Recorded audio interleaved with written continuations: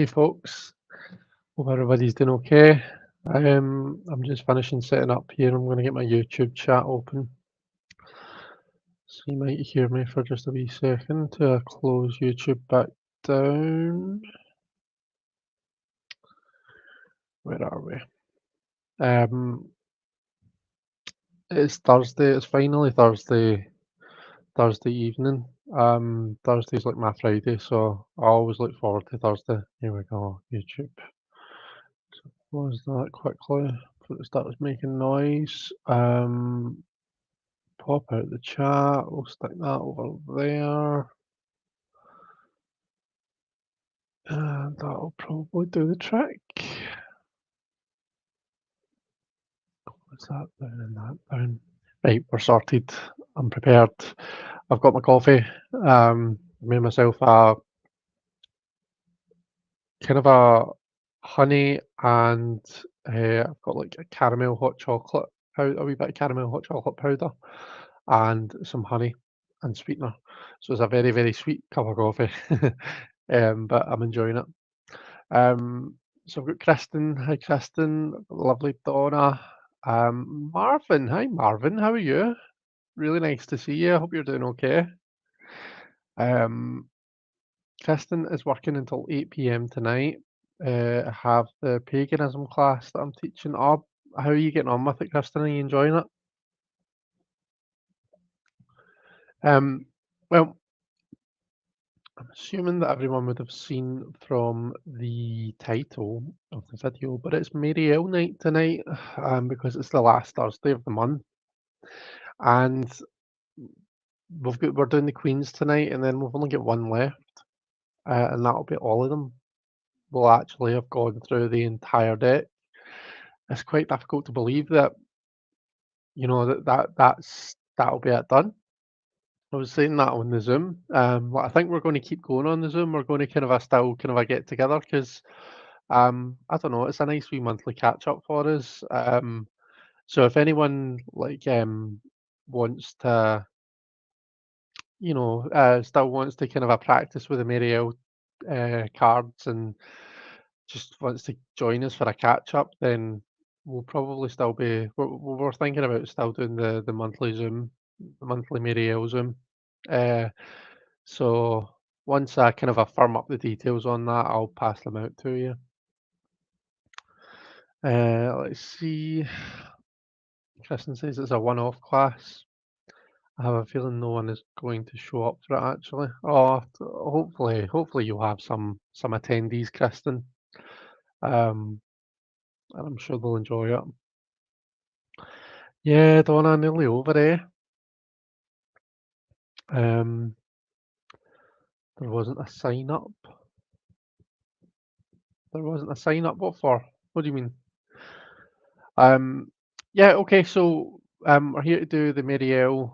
The Queens we're looking at this month. I'm going to share my screen. Share screen. This is the one we want. There we are. I'm doing it this way because OBS is a pain in the backside. It keeps on.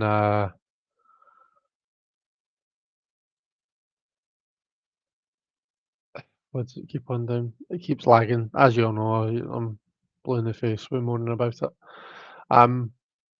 So yeah, this way we can see and we can chat and stuff, and you can still see me, which might be a good thing, might be a bad thing. In fact, I could actually full screen layout. I can do full screen layout, and then that's essentially what we've normally got. Okay, so first, just quickly touching on the elements. Fire, wands, is energy and movement, passion, desire, spirituality, the divine purpose of your life, your career, your goals, your superconscious, and having to do with the soul. Air is knowledge, thoughts, ideas, logic, communication, words, free will, and consciousness, and having to do with the mind. Water is feelings and emotions, intuition, love, relationships, subconscious, having to do with the heart, and earth is body and health, money, work, your home, family, comfort, the real mundane world. Harmonizing of the other three elements and having to do with the body and physical environment. Okay. Um, So just a wee some general points on the queens. So taking this is taken from the guidebook.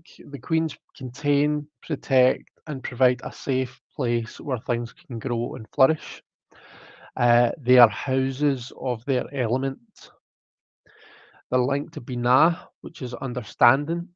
And Binah is all about containing the wisdom that's found in Hokmah, and Hokmah was related to the night. So in the same way that the queens kind of they kind of they refine all of the all of the action that's all of the stuff that's put into action in the nights. The queens kind of tame that, they refine it, they coach it, they nurture it, in the same way that Binah contains the wisdom that's gained that's found in Hokmah. So I didn't do very well explaining that, but hopefully you got what I meant. So there's a link to, so obviously the queens are, if we go ace through 10 and then keep going, so pages would be 11, knights 12, and then queens are 13. And 13, if we look at the majors, is death. Okay.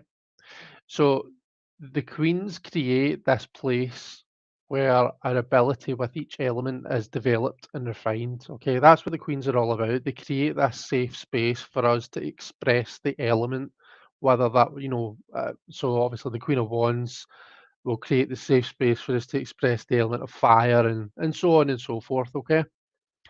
Um,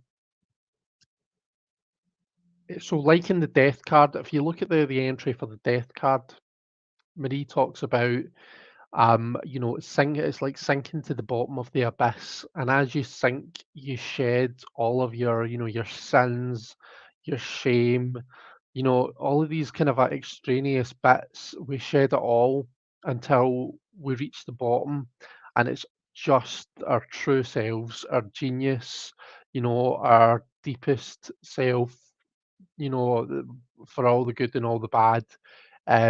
And we get to a place where we can accept ourselves. So in a similar way, the queens, now remember the queens are related to the water element, they're related to the abyss.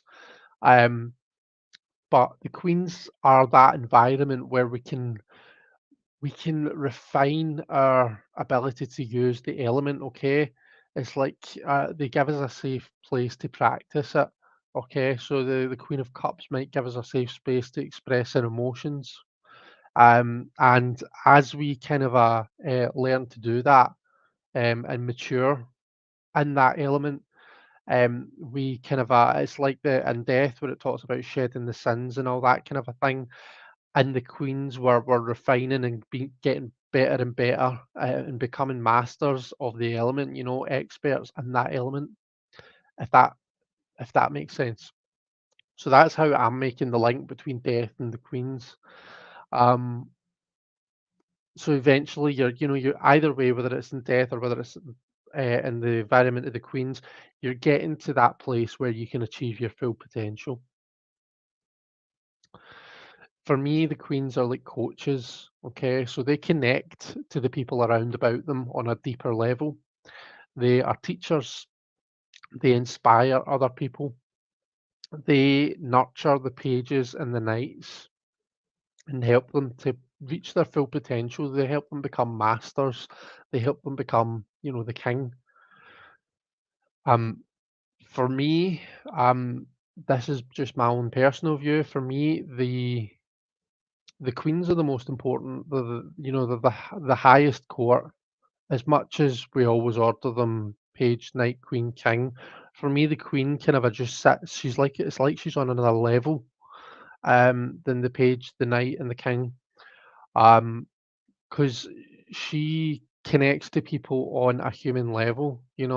She inspires people. She doesn't just kind of tell people how it is like the king does. She um It's almost like the queen creates leaders, you know? The king just kind of lays down the law. The queen interacts with you. She kind of connects with you and gets to know you on a human level.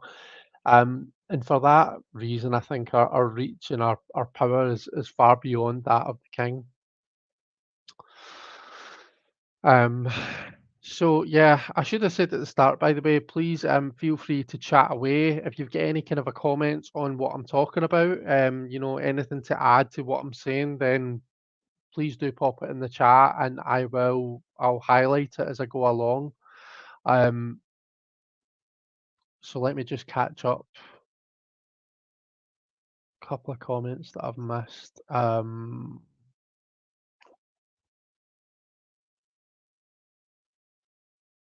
So Lady Kipira Ank says, greetings everyone. Hi there, Lady Kipira. It's lovely to see you. Um, Kristen's class is in person. I have to sit at work until 7 until I go to it. Going to be very irritated if no students come. Oh, that's a shame. Hopefully people will turn up, Kristen. Let's see. Marita's here. Hi, Marita. Says the archangel. Is that Ezekiel?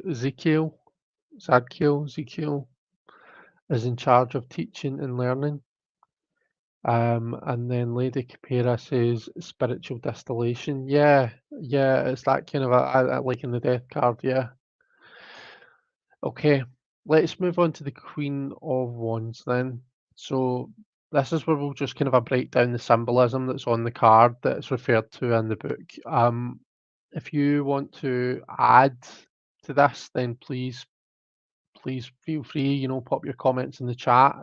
If you kind of see other things in the cards or if you pick up on different symbols, then, you know, don't be shy. So we've got the jaguar, the spirit of the jungle is a symbol of strength and protection. Um, Obsidian, so on the queen's head here, we've got this obsidian shard. The obsidian is volcanic glass. It can be used as a weapon, as a spear tip or sharpened into a sharp knife. It can also be polished smooth and made into a mirror. The queen is nude. She's naked, nudity.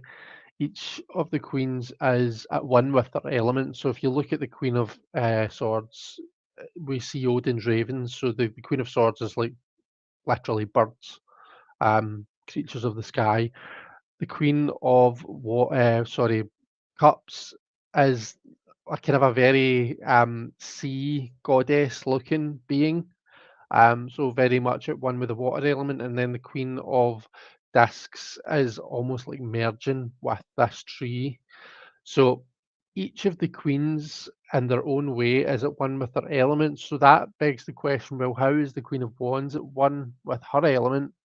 Well, wands are the suit of, you know, base urges of sexual desire. So the fact that she's fully naked and looking at us head on, I would say that is how she is at one with her element. She doesn't need to have any kind of other. She doesn't need to be dressed up in any way. That is her at one with her element, just as she is. There's also, the Queen of Wands is like the celebrity of the tarot. She's the fearless one. She's the fierce one. She doesn't care what anyone else thinks of her. She doesn't have to care what anyone else thinks of her because everyone just kind of looks at her with awe. Um, and she's an inspiration. So she doesn't feel any shame, and she doesn't feel any need to cover up her body. Master of the internal fire, the flame, and the temple of the body.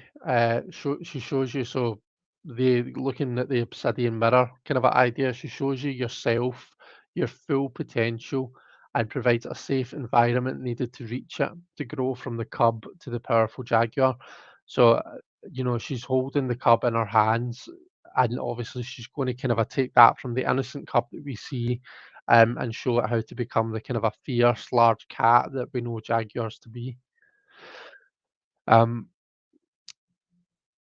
Marvin says, I'm listening, but also finished unpacking the last few boxes out of 200 from our move. Oh, I didn't realize you were moving house, Marvin.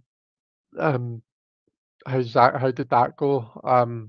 Moving house is a stressful business, so I hope that it's went well for you, and I'm glad that you're getting to the end of your unpacking. That's exciting. Um, yeah, Marita says fire is hot too. It's too hot for clothing. I think someone said that in the Zoom actually.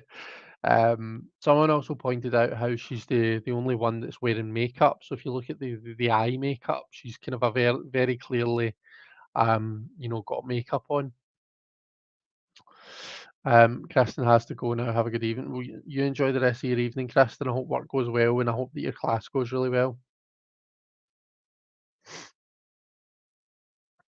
Okay, so if we just summarise for the Queen of Wands, we've got strength, protection, nurturing your inner animal, your inner power, from small innocent cub to powerful beast, seeing your full potential and what is needed to get you there. Inspiration, guidance, being inspired by someone else's fearlessness and ferocity to find your own. And then in a reading, Wands is about our inner fire, our creative power, and how we stamp that on the world around about us. And this card, the Queering, is in one way or another coming to grips with what their potential is and what is needed to get them there. Okay, so that obsidian, the Queen's seeing their full potential, and the Queen is providing that environment for them to reach that full potential. If this is shown another person in the Querent's life, then it'll be someone who inspires and awes the Querent. They might be a guide or a teacher, a mentor type figure, someone who's going to help the Querent develop and build themselves and their abilities. It could also be someone that the querent finds themselves being drawn to, maybe in a sexual way, sexually attracted to. All right, that confidence and raw sexual energy that the queen outputs is, it's difficult to deny and it's difficult to resist. So this could indicate someone in the querent's life, um, completely irrespective of gender, by the way, but it could be someone in the querent's life who they find themselves being, you know, feeling a strong draw towards. Um, Donna says, "Is that jaguar skin hanging behind her throne?" Do you know? I'm not sure.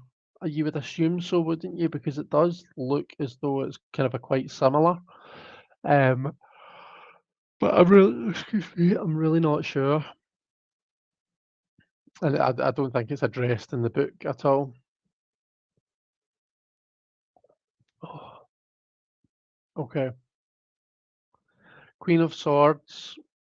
So we have Hugin and Munin, thought and memory, the eyes of Odin, figuratively, but we see so there's the whole idea where Hugin and Munin are sent out each day at dawn to fly around the kingdom, and then they come back to Odin in the evening and tell him everything that they've observed. So in that way, like figuratively speaking, they are Odin's eyes and ears in the kingdom. But if you look at how they've been drawn, one of them's actually been drawn with an eye on them. Okay, so it's been drawn in a much more literal way here. Um, it links back to the Seven of Swords, the this tale of the raven that stole the sun. Um, so just as the raven swallowed the sun and kept a small part of God with him, just as we live out our lives with a portion of divinity within us, Hugin and Munin are a part of Odin that fly over Midgard and then return to him at night in the same way that at the end of our lives we die, and that kind of a spark of life, that divine part that's within us, that rejoins with the unity. Or if you want to be more kind of a scientific about it, the energy that is us, energy isn't created or destroyed, it just is. So that energy kind of disperses and goes back to, the whole. Um, so free will, we're each part of the collective with our own will, independent of the unity, but we'll all return there one day. Emerald green. So each of the queens actually has their own jewel. Okay, so the Queen of Wands had the obsidian. Um, this queen is the emerald color of the eye. Um, so the emerald was what the throne of God is apparently made out of. Okay, and the idea is that that green color is right in the center of the visible spectrum of colors. Okay, if you think of like Roy G. Biv, green is right in the middle. It's the center. It's the core. It's the heart chakra. All right, it's at the very core of our reality, our world. Um, the ravens stand on the tree of life, and we see this kind of a landscape of earth, water, cloud, maybe even smoke. There might be like a factory or a castle or a fortress in the background. I'm not sure. Um, but the fact of the matter is, even looking at the tree itself, it's gnarly. You know, it's um, it's quite a foreboding image. It's not like all like sunshine and rainbows. No, we talk about the queens as being, the environment, or they create the environment where we can wield the element. Okay, so here we're talking the element of air. So if this is the environment where we develop our minds, this idea of the tree of life, of the earth, the water, the air, the smoky fire. It's the elements. It's our experiences. It's the everything that we go through in life. Our experiences are what stimulates our mind. It's what gives us new ideas. It's what makes us problem solve and all that kind of a thing. And then in turn, I think I'm talking before I've really um, put the slide on, but yeah, there's a cyclic effect because as much as our experiences charge our minds then charge our experiences because you know um, well, we decide what to do next, don't we? We make decisions about where we're going in our lives. So there's a give and take is the point. There's a cyclic effect. Um, that kind of sends the message, grow up and get skinned, says Donna about the Queen of Wands. Marita says, I wonder why they didn't put a person on the card. I know, it's interesting, isn't it? Um, Lady Capera says Hugin and Moonin also represent thought and memory. Yeah, yeah, that was the first thing that I've written here up the top. Um, so yeah, putting it all together. So gathering knowledge and taking it back to a central point where it's processed, observing, taking things in through our lives and experiences, all the while building our mental prowess and intellectual center, communication. And then there's also this idea of, spying. Is Big Brother watching? Hugin and Moonin are reporting back to Odin about everything that they see. You know, could this be could one of the things that we could pull from this card be the idea that, nowadays you can't really do anything without someone seeing it, without it being caught on camera or something? Um, it's just an interesting thought. And then obviously free will as well. Um, in a reading, the querent is building their intellect and knowledge through studying, observation, gathering information, careful analysis that promotes their understanding. The querent's learning environment, the perfect place for them to exercise their use of the air element, their mind. So it's shown in the image as all of the experiences that life has to offer. But I mean, for the querent, depending on the context of the reading, this could be asking them to think about their actual physical environment that they're trying to learn in. Okay. So it could be talking about a school or university. It could be talking about a library that has all the rich resources that they need. It could be a quiet place where they can think and they're not distracted. Okay, so it could be asking them to think about that. Remember, the queens are environments or they create environments. If this indicates another person, there'll be a teacher and or advisor, a mentor, a guide of some kind, someone who's full of knowledge and is highly respected for their wisdom. Okay, they can always be relied on to have answers. All right, so think of if you're a Harry Potter fan, think of who Dumbledore is in the Harry Potter world. He's the person that always has all of the wisdom. He always has the answers. He kind of knows everything. Think about Gandalf in Lord of the Rings.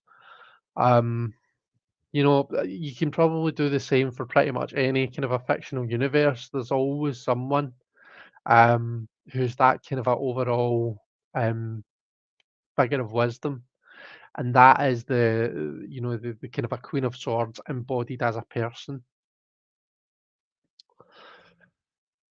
Donna says maybe she wanted to represent the mind as being free from the body, as in why there's not a person there. Yeah. So that's her Queen of Swords. I'm going to do this. Hey, I hope you're all getting on okay. We're halfway through. I'm just going to have a wee drink. Um, I hope that you're enjoying everything so far.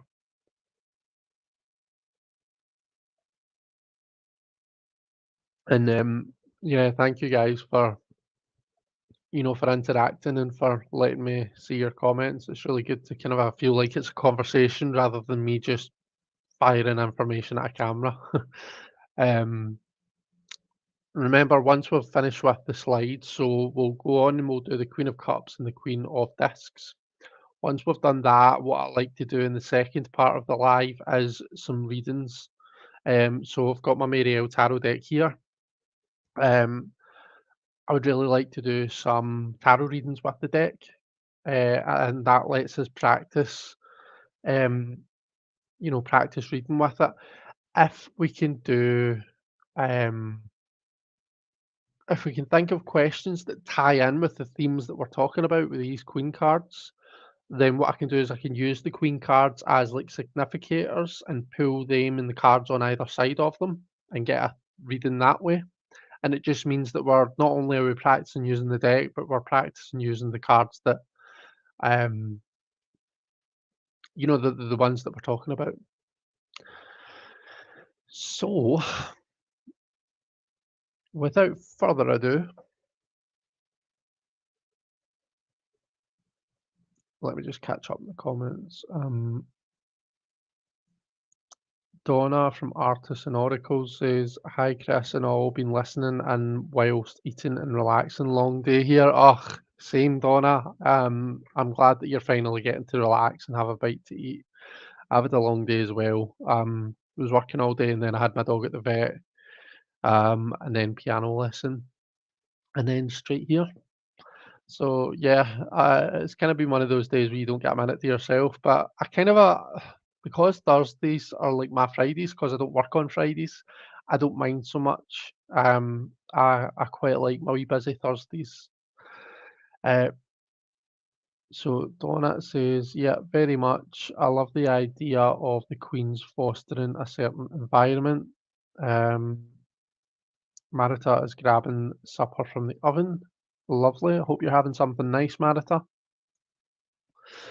Okay, let's shift on. Um, I will spotlight that again, and we'll move on to the Queen of Cups. So the Queen of Cups is said to be the Holy Grail itself. Your reason for being, the well of power that exists inside all of us. So cups and water is like our inner power. So it's our inner kind of a well of energy that we constantly draw on. That we need to. This is why self care is important, because we can kind of burn ourselves out emotionally if we don't replenish that inner source of power enough. So this queen's gem is the pearl. So we see the kind of a crab holding the pearls here. Um, the pearl is it's built up slow, so it starts as a grain of sand, and it's built up slowly and patiently over time, okay, until it becomes this beautiful, precious gem that we're all familiar with, okay? So it's patient, it happens over time, it's not something that happens quickly. Um, and you know, that is the power of water. It's patient, it's gentle, but it's strong.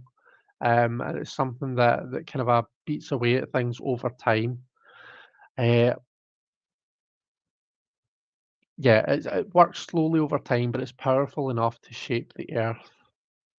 So the crab could be a link to the zodiac sign Cancer, able to traverse the emotional and material realms just as crabs can move between land and water.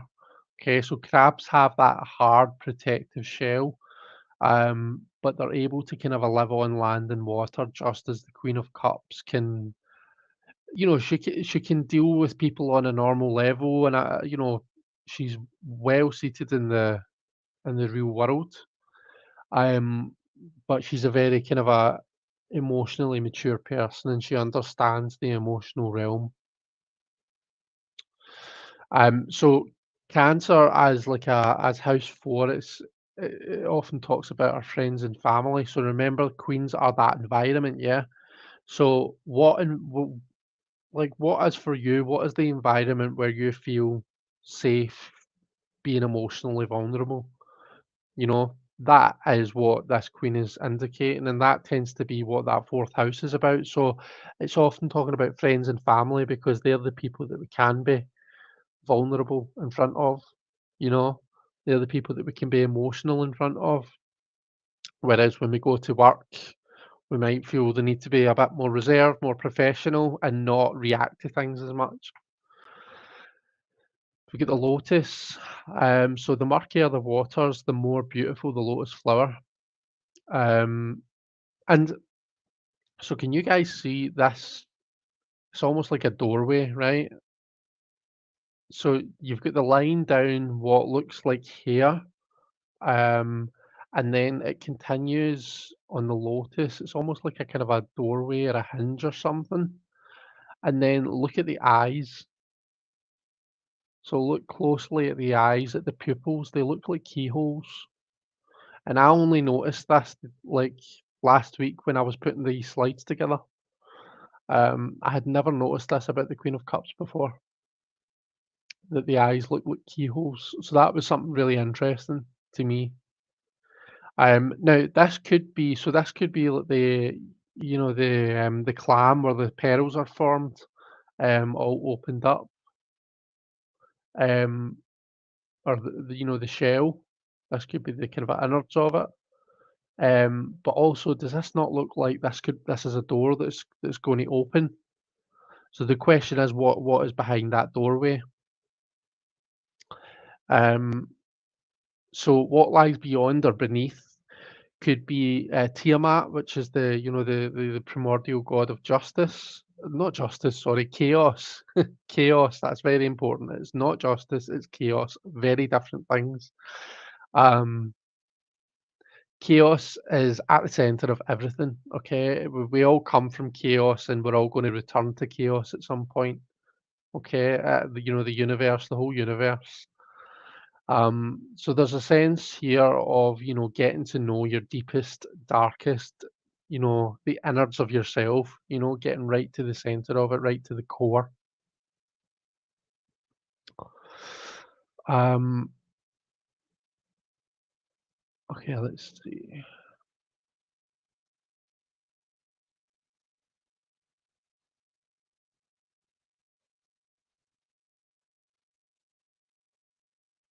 Yeah, Donna says, I love this Queen of Cups, so beautiful, strong, and deep. Other Donna says the crab's claws are quite strong, but it's holding the delicate petals without damaging them. So having the strength but not using it indiscriminately. Yeah, I love that. I hadn't even picked up on that, but you're right. You're absolutely right. Yeah, so it's like having that strength but knowing how to use it. Yeah, that's brilliant. On top of her Yeah, it looks like a labyrinth. Yeah, you're right. Um,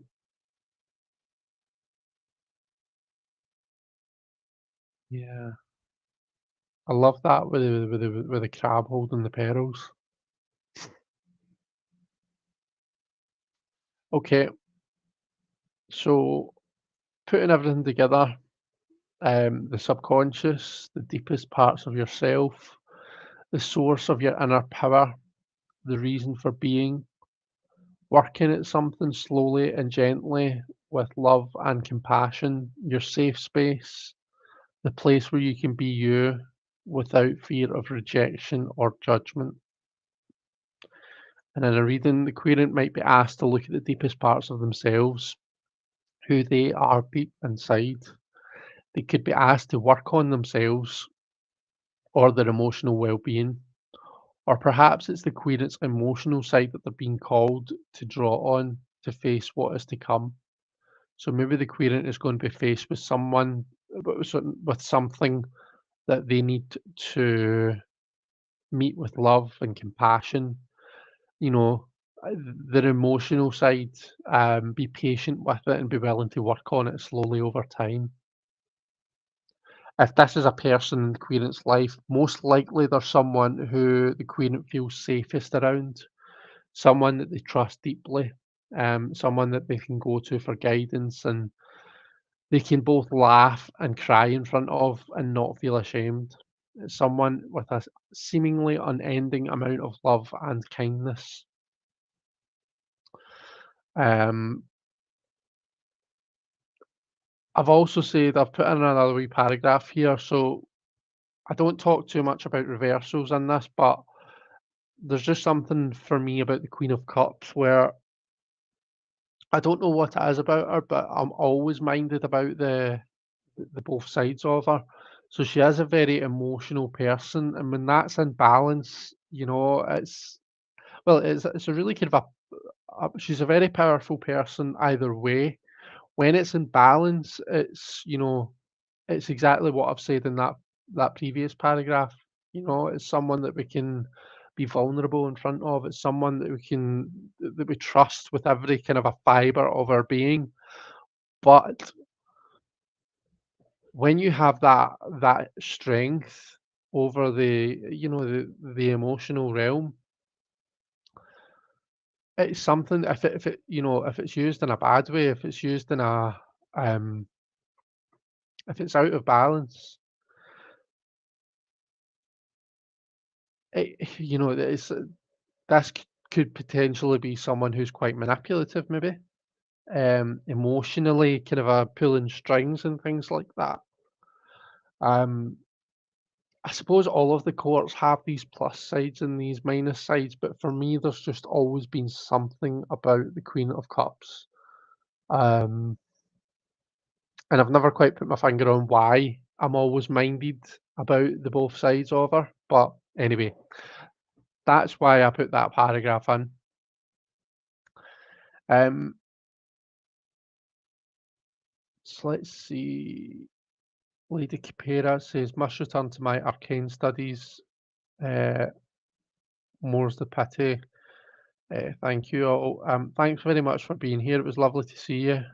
Diane, hi Diane, how you doing? Sneaking in. Sneaking in at the back of the class, eh?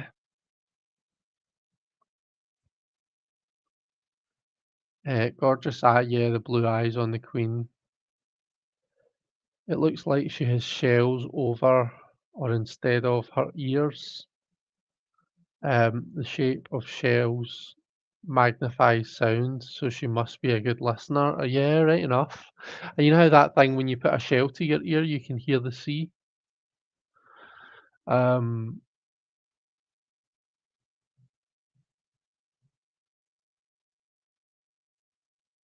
this queen feels Lemurian to me,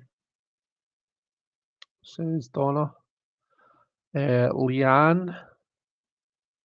Leanne Richard, accompanied by the birthday bats. Hi, Leanne. It's lovely to see you. Hope you're doing okay.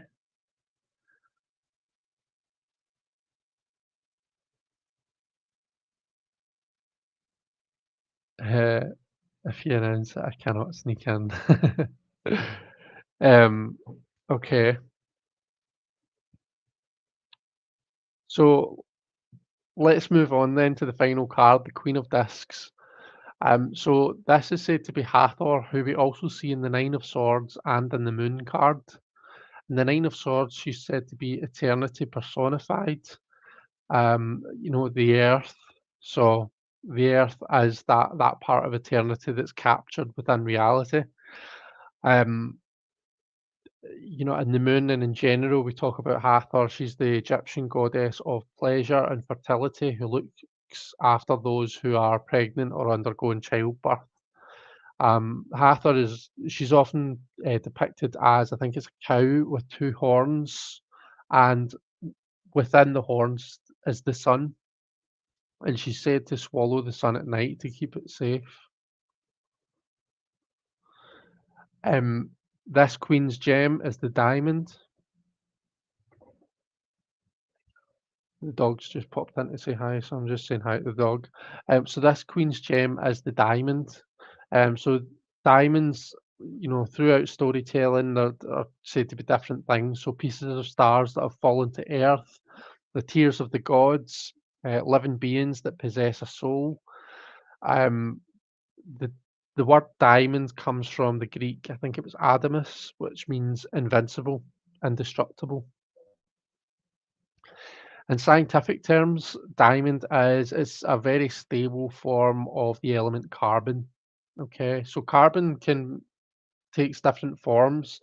The graphite in your pencil, if you have like a pencil, um, I got one here. We all know what a pencil looks like, so I don't know why I feel the need to show you, but um, so the graphite that's in your pencil, that is carbon as well. It's the exact same element as diamond, but it's the way that the molecules or the atoms are formed.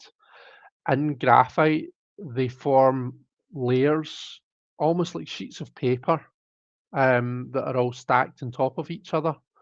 Okay, and it's like each kind of a layer itself has strong bonds of carbon between, has strong bonds between each atom of carbon, but the sheets that are piled on top of each other, it's only weak bonds that form them. So they slide away from each other quite easily. And that's why when we write with our pencil, it comes away. It's because that form of carbon. Diamond, however, it's like a big cluster, everything is joined with a strong bond onto something else. And they're all arranged really kind of a compactly. So that's why diamond is so hard, it's so indestructible because it is this kind of a really strong arrangement of the element carbon. Um, the environment provided by the Queen of Discs is like that given to diamond to form. Okay, so there's pressure. So diamond is formed deep within the earth under great pressure. Um, similarly, the queen, again, getting back to talking about the queens as creating the environment, and I'm just realizing that you're focused on me and not on the slides. That's not helpful. Um, Getting back to the queens as creating this environment, there is pressure. Things take time, but the end result is strength and beauty. Okay. Similarly, the rose garden, we need to nurture and water our plants and roses and flowers and whatnot, but we also need to prune them. We need to cut off the dead bits. We need to kind of um, you know, guide how the way that they grow and all that kind of a thing, in order to get the most beautiful rose garden. And that's the energy that the Queen of Discs has. Um, she can be a harsh She can be harsh when she needs to be, but she's full of love, and compassion.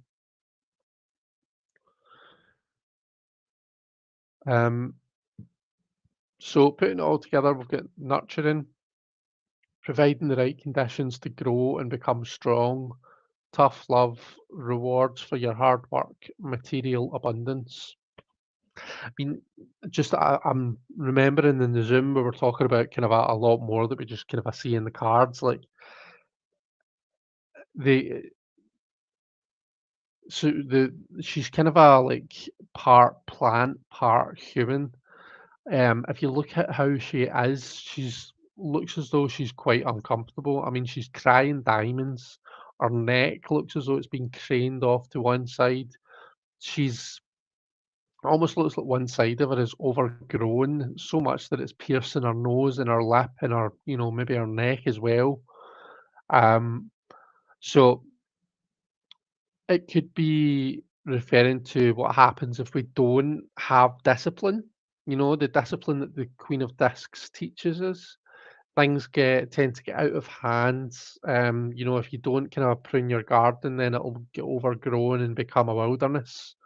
Um, and you can compare that to lots of different things, um, raising kids, teaching, apparently those are the only examples that come to mind.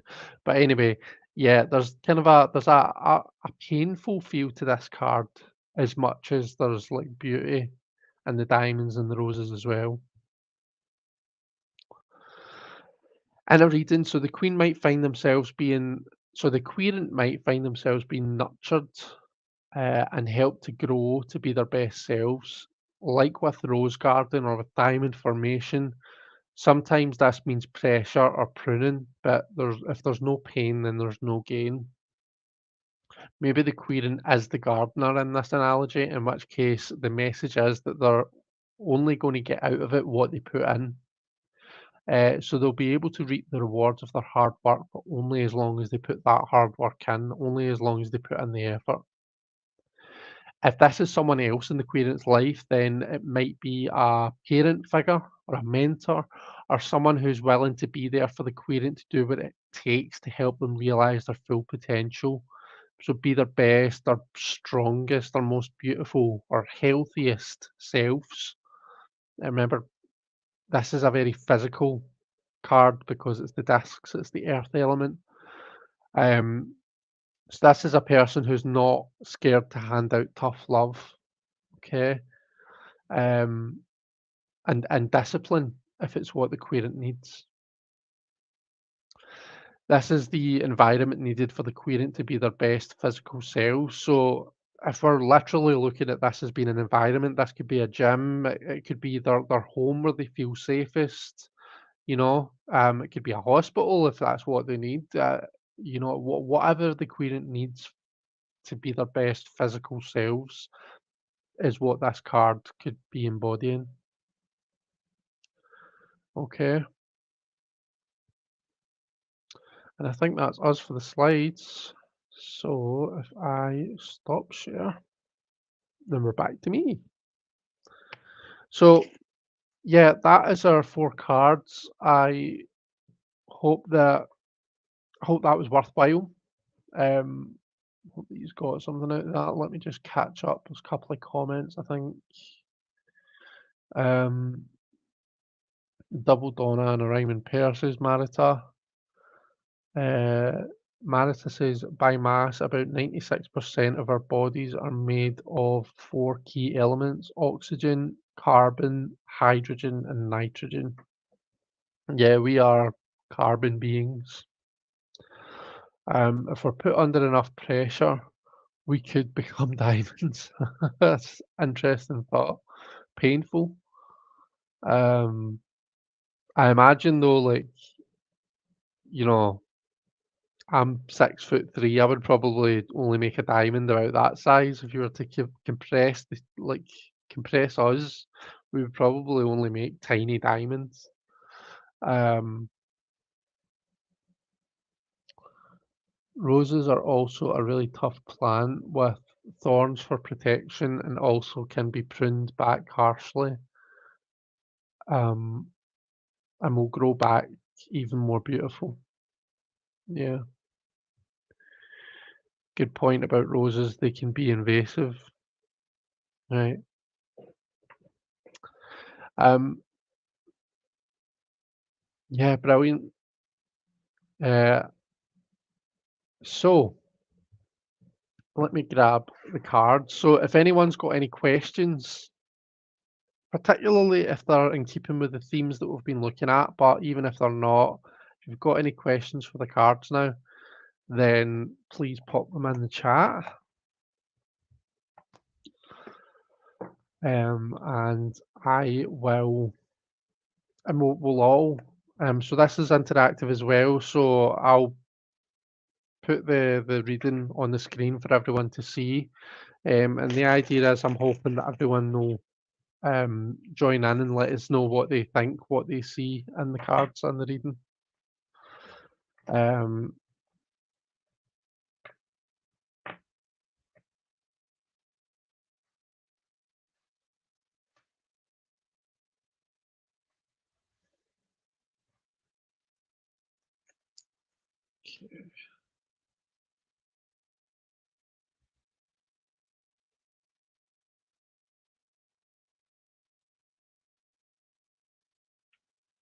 so any questions, pop them in the chat.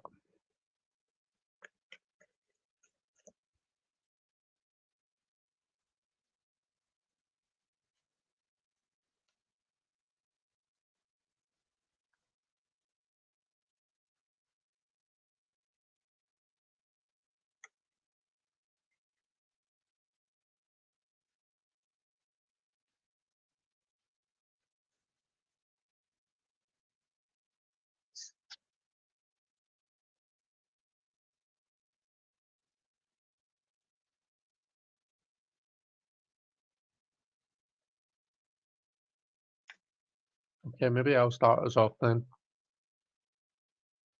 The answer is try to find the brain power to formulate a question. Meredith is asking about general read. Well, yeah, tell you what, why don't we kick off with a general read and we'll just pull a random three cards for that. Um, and then we can maybe get into some, I mean, we can do generals anyway, but I think I've got a question that could link in with the Queen of Discs.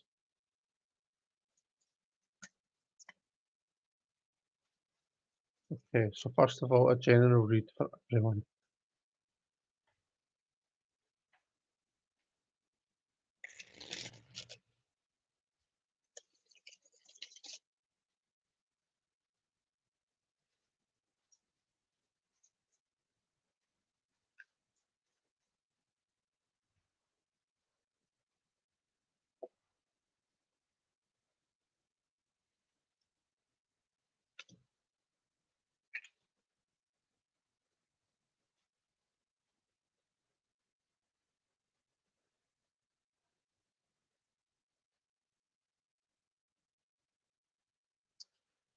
Okay, our general read for everyone.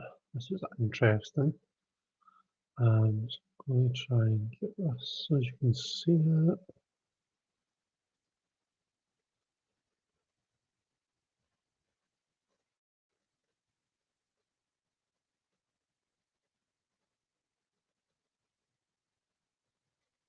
Um,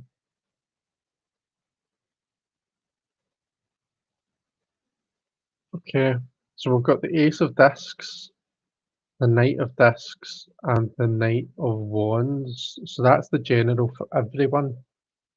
Okay. Um, so this to me, the Ace of Discs talks about new potential. There's something new, there's some new opportunity that's coming to us. Okay, and this is talking generally. This is a general reading for everyone. This isn't for any one person. But it feels like there's this kind of a communal opportunity that's coming to us. It might be something like the summer, the disc might be the sun itself. Um, Sorry, I've just realised my microphone was quite far away from my mouth, so sorry if I was a bit quiet there. But yeah, there's this opportunity that's coming to us, and it's something that we need to be careful not to squander it.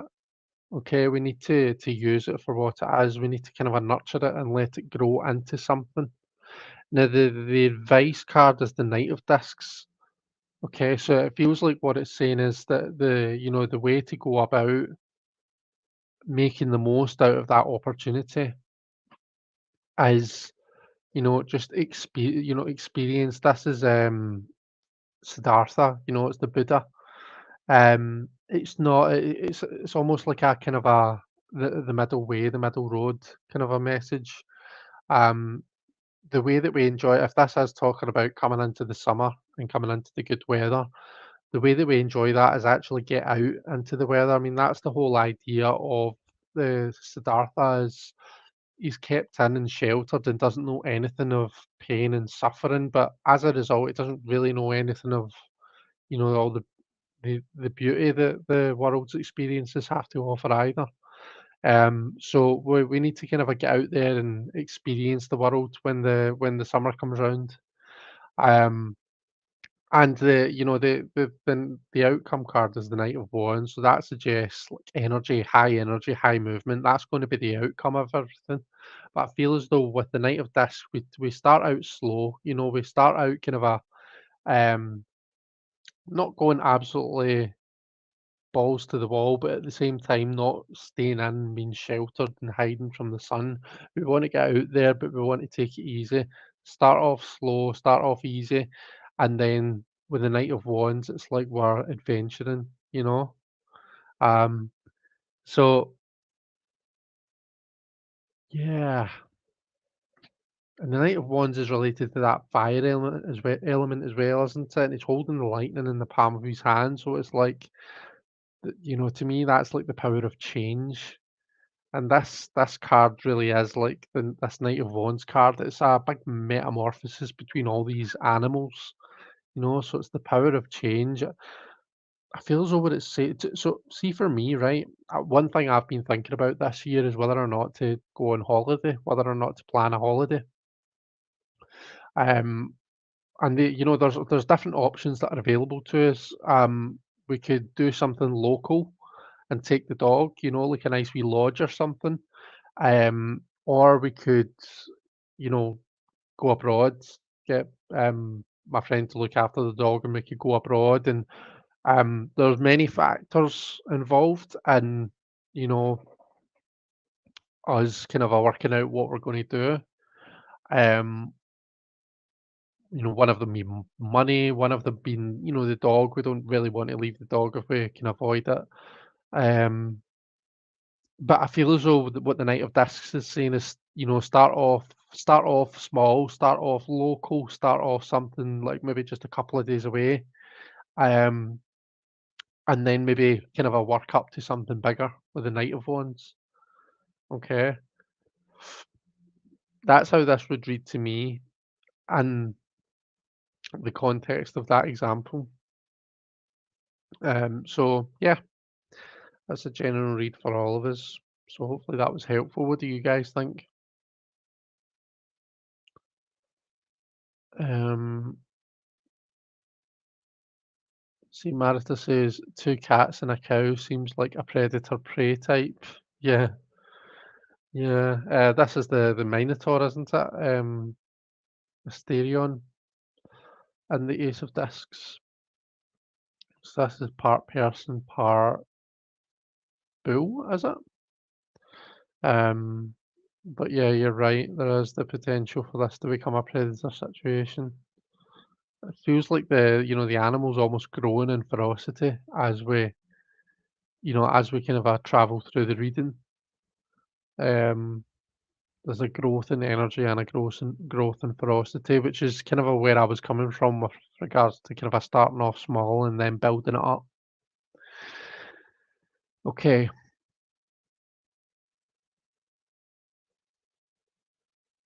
so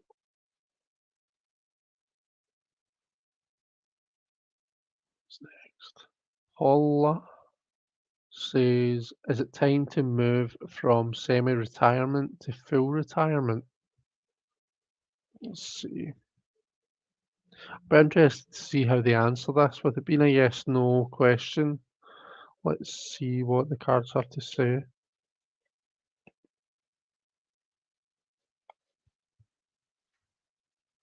So is it time for Paula to move from semi-retirement to full retirement? Is the time right?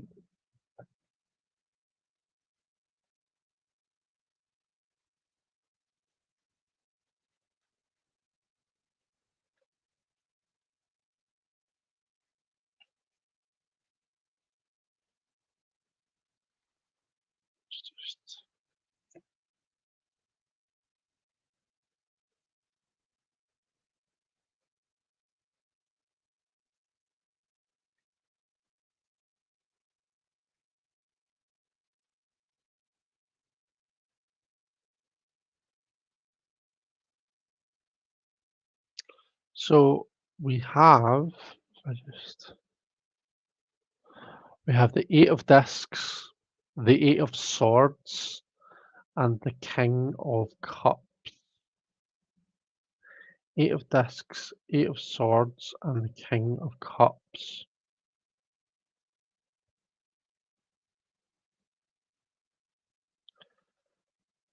So it feels as though there's something stopping you just now. There's some sort of barrier in the way. We kind of see it with the two Sephiroth, Seraphim, Seraphim, not Sephiroth. The two Seraphim, which are the two kind of a lion type angels and the Eight of Discs. We've got this kind of a lamb that's all kind of maybe almost trapped in the middle there.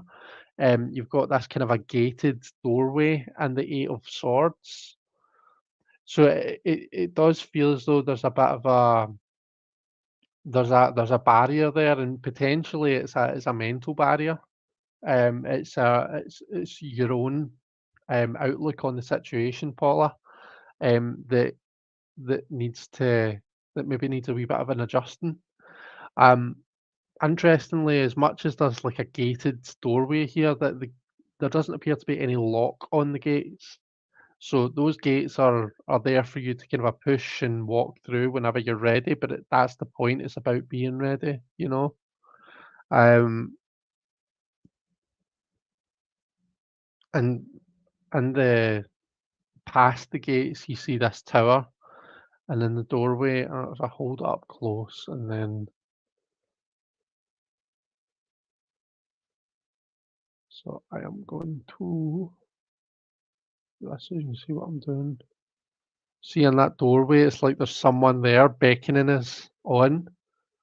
Um, so yeah, it does feel like it is time, but it's like there's still a bit of a block there. So maybe the key is in the King of Cups. Okay, so the King of Cups is, I mean, it feels like it's an emotional thing, really. Um, so he's immersed in that, in that watery lake. You've got all these flowers that are blooming up around about him. Um, it's, I suppose it's about whether you're personally ready for it, Paula. Have you thought about kind of what you're going to do with your time when you do fully retire? Okay. Um, I, it feels as though so right now it's like it feels like there's barriers in play, but I mean, really, I think you're only really answerable to yourself when it comes to making that decision. Um, so yeah,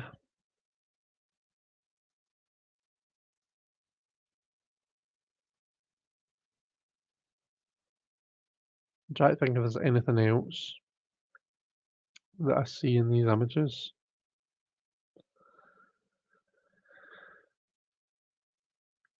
Yeah, so you said it is an emotional and difficult decision. I love my job. I'm getting old.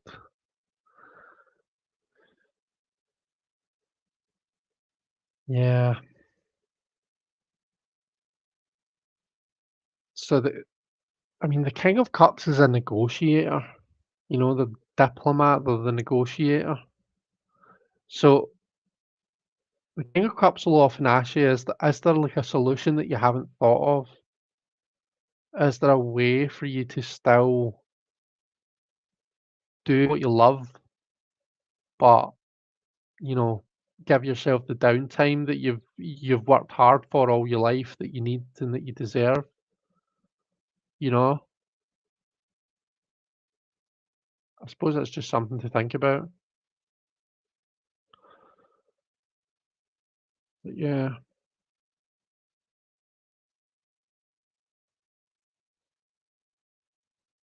interesting. Anyway, I think that's all that we're getting from that for now, but, if any of you guys see anything different, then pop your comments in the chat. It's funny that when you look at the cards on either side, you've got all this fiery energy in the Eight of Discs, and then all this watery energy in the King of Cups, you know? And then you've got this kind of a just this it all comes back to this Eight of Swords. So right now, I suppose the Eight of Discs is I mean, maybe the Eight of Discs we quite often associate the Eight of Discs with the kind of a with the work life, you know, the business is normal, everyday working life. Then we have the King of Cups who's kind of a relaxing in this pool of water, but it's how to get from here to here, and then it's the Eight of Swords is the thing in the middle.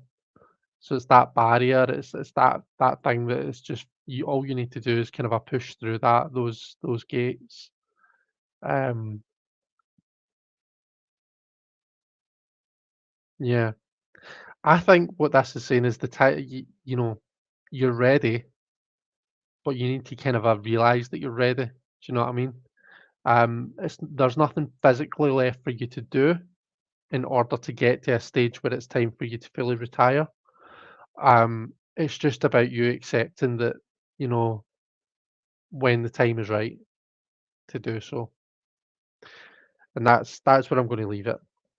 But I hope that was helpful.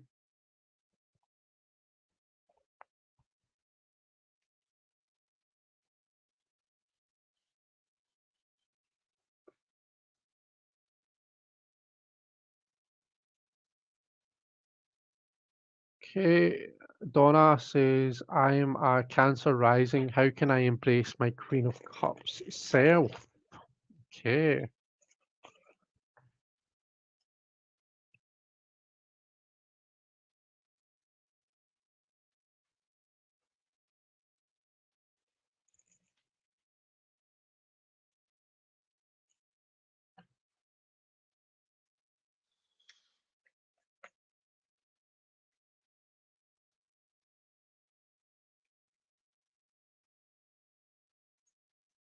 I can embrace her Queen of Cups self. So I'm just looking for the Queen of Cups.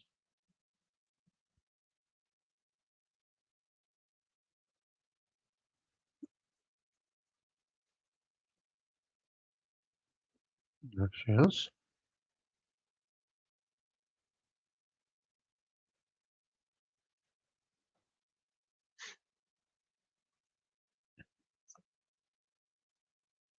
Right, move yes over here.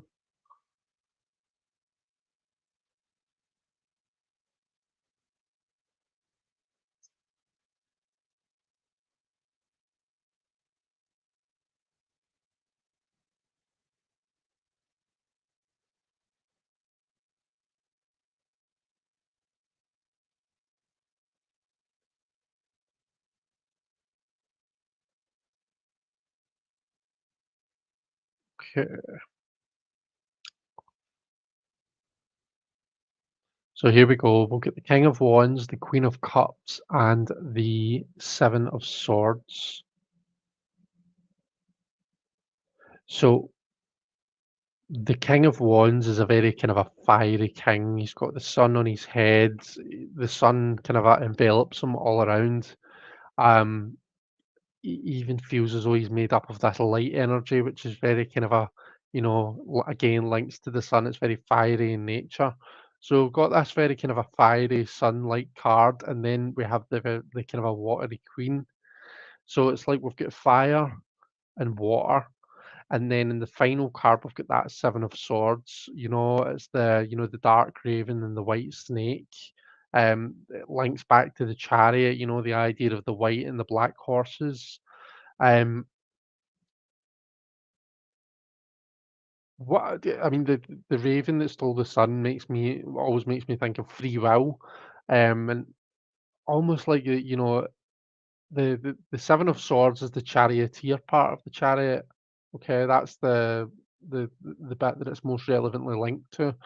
Um, so it's all about the free will. So what I actually want to say in answer to the question is you'll be able to kind of embrace your Queen of Cups self when it stops being dependent on other people, when it stops being dependent on how other people see you. Okay. See, as soon as you can not be like, right, okay, I can accept my own emotional, self. In order for me to accept that side of me, I need other people to accept it first, or I need other people to accept it too. When I feel safe being my emotional self in front of other people, that's when I'm going to be happy with it. It's almost like, no, no, that it's the wrong way around. You need to accept it first, and you need to be comfortable in your own skin and happy to be that kind of a outgoing, emotional type person.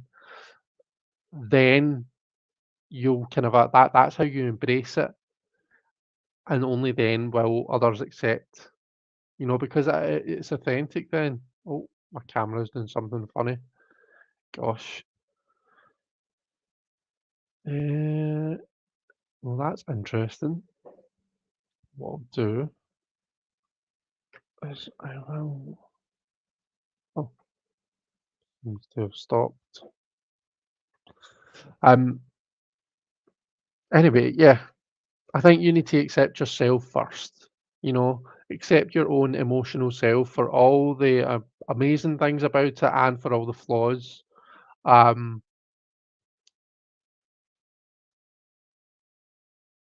that to me is key, and that is what this is saying.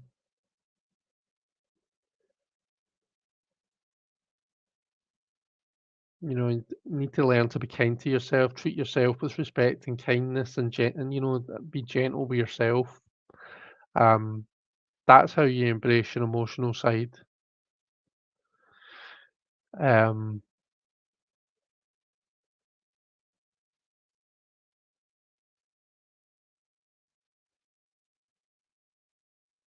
let's see.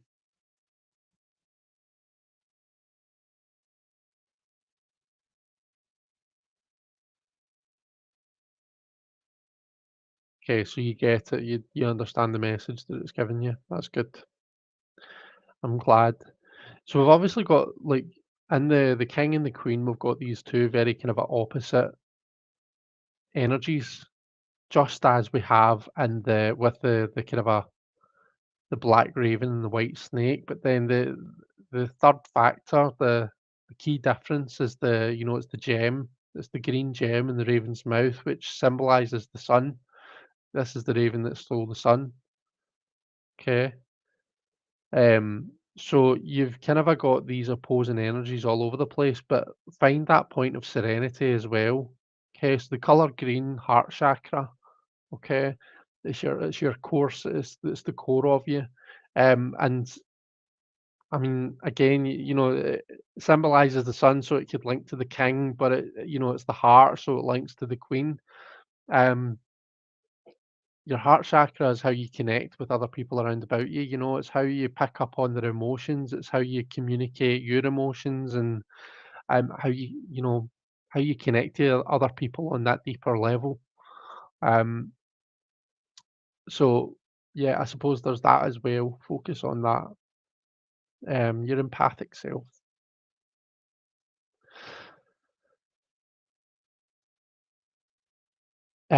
So you're asking what the positions are. To be honest, in this three-card reading, the positions don't really have any particular meaning.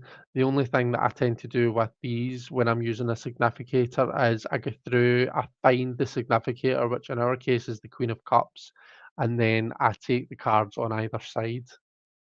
Um, the positions don't have meanings. It's just a three card reading that we kind of lump together and see how the cards work together. Um, okay. Danielle's here. Danielle says, "Hi, Chris. It's been a while. Good to see you." It's good to see you as well, Danielle. I hope you're doing okay. Donna had said in regard to Paula's question, older workers have so much valuable wisdom to share with younger co-workers. That's true. I can say that from experience. You know, the people that have been with my company longer quite often have a lot of kind of a valuable experience to share. There's lots of kind of a people like that in my workplace that I really respect.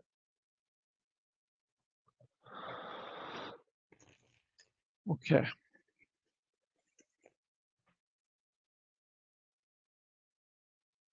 Marita has asked, would it be my best option to move to Oklahoma?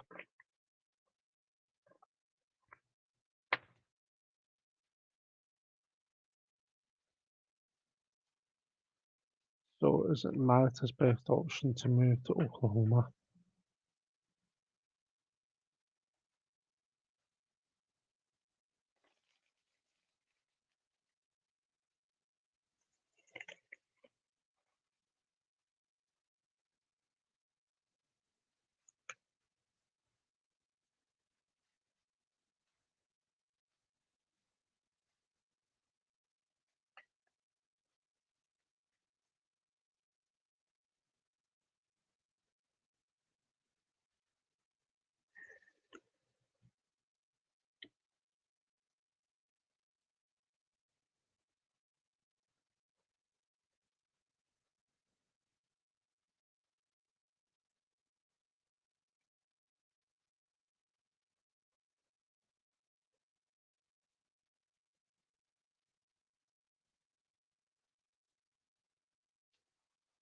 Right, we've got an interesting reading here. So I've got just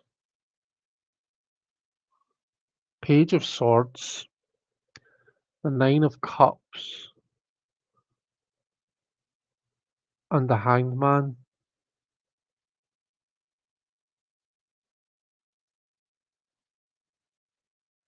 I actually don't feel that we're being given any kind of a definitive answer here. I think it's quite interesting. See, if you look at the first two cards, we've got that red dragon tattoo that's across the page, and then the monkey is holding that red ink.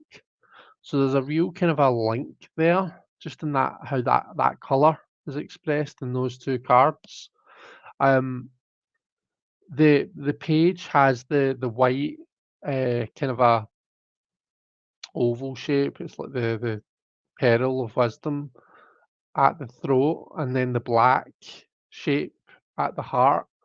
That's all kind of a yin yang feel. You know, the idea of balance, of there being pros and cons. Similarly with the monkey, you've got the white and the black pillars, you've got the white and the black floor, you know, that checkered floor where it's like you can't step on white without stepping on black and vice versa. It feels like what this is saying is, you know, there's going to be pros to it and there's going to be cons to it. Which one wins out, I'm not really sure, but it's interesting that the Hanged Man comes out as the final card because I feel that there's going to be a delay. You know, whatever it is, there's a certain kind of a decisiveness. I mean, wisdom is what we see in both the page and the nine. You know, and the nine of cups. That monkey is Thoth, the Egyptian god of you know, recording and wisdom, and I think um so you get this whole idea of, you know, thinking things through and looking at the pros and cons and stuff. But then when push comes to shove, in the third position we have the Hanged Man. It's like it's things are almost like hung out to dry a wee bit. You know, it's like it, it's halted for a bit. There's, you know, there's a delay. Um, there's things are stopped for a moment. When Odin hangs from Yggdrasil, it's to gain wisdom. Okay, so it's almost like you need to wait. You can't right now. You're not going to be able to tell what the right decision is because right now everything's all like think of that checkered board. Try and count them. Try and count the pros and try and count the cons. It's like you're not going to be able to. It's too overwhelming. It's almost like you need to wait it out. There's something that's going to happen where there might be a factor that comes into play that you know that makes you think, all right, okay, right, well, these are the things that I need to look at, and that's what's going to make the decision clear. So hold off on making the decision. I think is what this is saying. Don't make the decision yet. Wait for that thing that's going to happen, that penny that's going to drop, and then you can kind of reassess where you stand. Look at your options.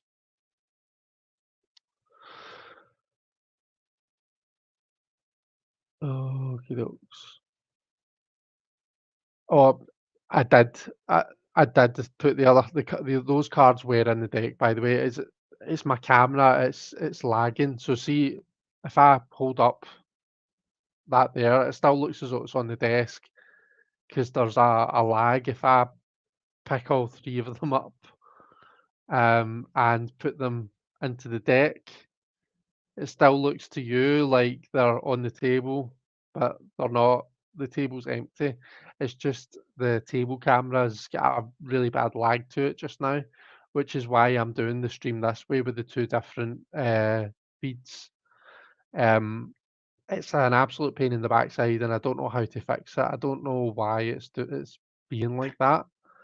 Um, I'm just having to kind of make do with what I've got. It's weird because I use So the whole lagging issue comes in with OBS, which is what I'm using for the table camera. I use OBS for Zoom. Um, so like in the Marielle study group on Sunday, I used OBS to as the camera, and it was fine. There's no lagging on Zoom. There's no lagging when I tutor on Zoom. Excuse me. Only seems to be when I use it as the camera for streaming through StreamYard. Um, so yeah, it's weird. I don't know what the issue is because there can't be an issue with the actual stream because like this camera's fine, you know. It can't be the quality of the stream. That wouldn't make sense. But then I don't know how it can be OBS because as I say, OBS is fine when I'm doing it through Zoom. It only seems to be when I'm streaming. Anyway, that's my sob story over. Um, okay, so Donna found the reading helpful. That's great. Um, The swords being of the mind, I'd say don't overthink and struggle too much about expressing your emotions, says Donna.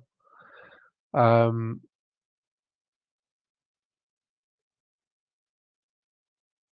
yeah, yeah, the pick isn't lying. Yeah, see, they're still on the table. The way I can refresh it, I can stop the virtual camera and then start it again, and you'll see what's actually here. Um, but like, aye. Anyway, it wouldn't happen for a while yet. So you understand the message. Good. Donna says doing research about the area and figuring um,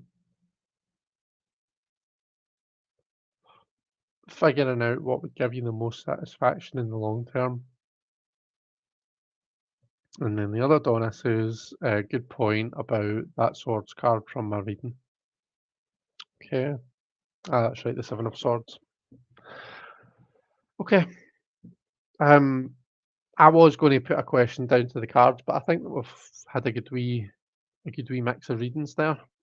So probably don't need to put to do mine. Maybe I'll do it later myself. But yeah, thanks very much, guys. I've really enjoyed, everyone's kind of interaction during the slides and the information part of it, and also thank you so much for, showing up with your questions. That always makes it really good when we're kind of a reading for proper questions, real questions and not just like random made up ones. Um, the readings always just are so much better when it's authentic questions that we're answering. So we'll leave it there. Thank you so much. It's been great to see everyone. Have an amazing weekend. Whatever you're doing, you have a good time. And yeah, I'll hopefully see you all next week. Take care, everyone. Bye bye.